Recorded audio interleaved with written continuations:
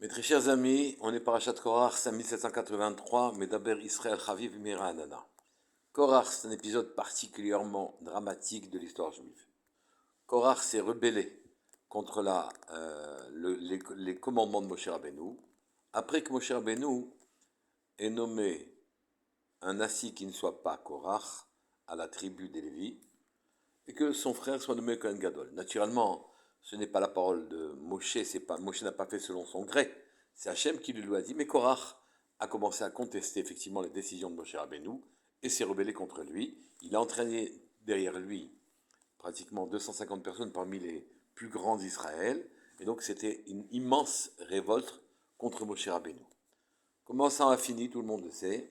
La terre, Moshe Rabbeinu a demandé à ce que la terre s'ouvre sous les pieds de Korach, sa famille, et de Datan Vaviran, et ils ont été avalés par la terre. Et devant l'entêtement de Korach et de tout son groupe, Moshe a dit, s'il mourait devant vous comme tout homme, alors à ce moment-là, ce n'est pas Akadosh Baruch Hu qui m'envoie et qui décide qui doit diriger le cas d'Israël.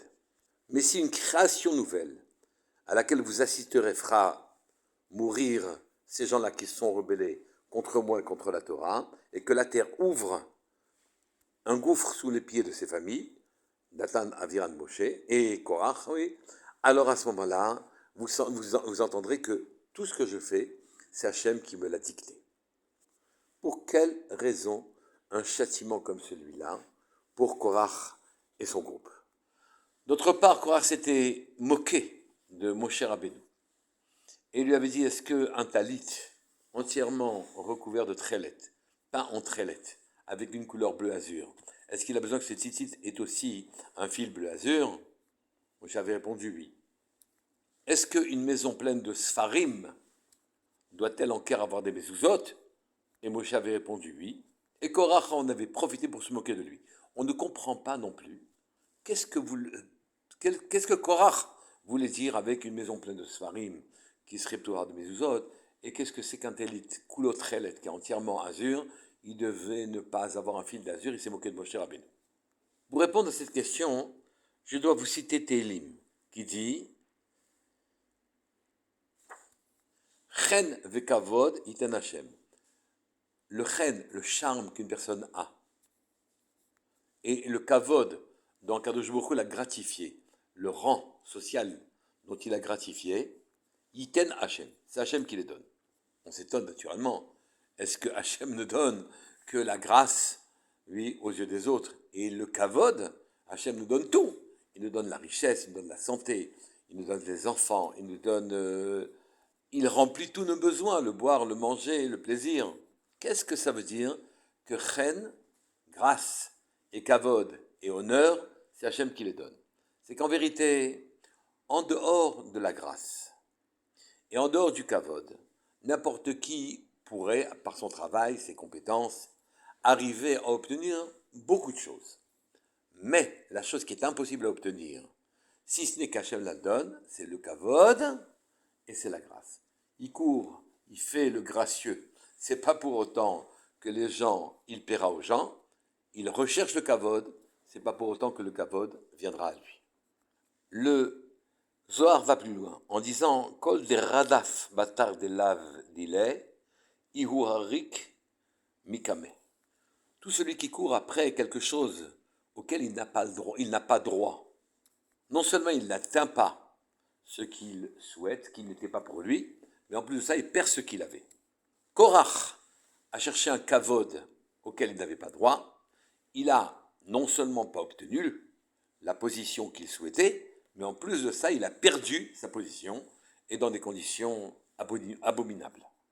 Le kavod est dévolu, les honneurs sont dévolus aux personnes qu'Hachem a choisies pour guider le monde ou pour prendre des positions qui amènent le monde là où il doit aller. C'est lui qui choisit, mais ce n'est pas forcément en fonction des compétences ou en fonction de quoi que ce soit d'autre, c'est Hachem qui choisit les personnes.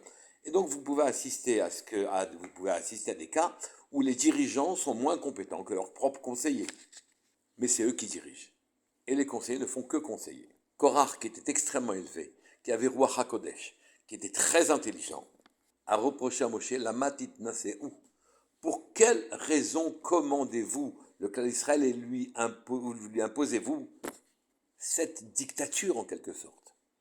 Moi aussi, compte tenu de mes compétences, j'aurais dû avoir soit le poste du chef de la tribu des Lévi'im, soit le Kehuna Gdola, la grande prêtrise. Pour quelle raison n'ai-je rien eu? L'analyse du premier pasuk de la paracha. Vaikar Korach. Korach a pris, il n'y a pas de complément d'objet direct après. On ne sait pas ce que Korach a pris. Et les Chachamim complètent le pasuk. En vérité, Korach a pris Korach. Vaikar Korach, c'est il a pris, qui Korach, mais qui a-t-il pris? Il a pris Korach. Naturellement, en le prenant, il s'est séparé du clan d'Israël. Il s'est pris à lui personnellement. Itpaleg, il est sorti de l'ordonnancement social. Il s'est pris et donc il est sorti de la place qu'il avait naturellement été donnée par Hachem. Il a donc provoqué une disharmonie. Il a donc, en sortant de sa place, il a provoqué un désordre et il a réclamé une place qui n'était pas prévue par le ciel. Il est naturellement entré en opposition avec le reste du clan d'Israël, avec tout le peuple d'Israël, qui lui était resté ordonnancé, qui était resté en ordre décidé par Akadosh Baruch Hu.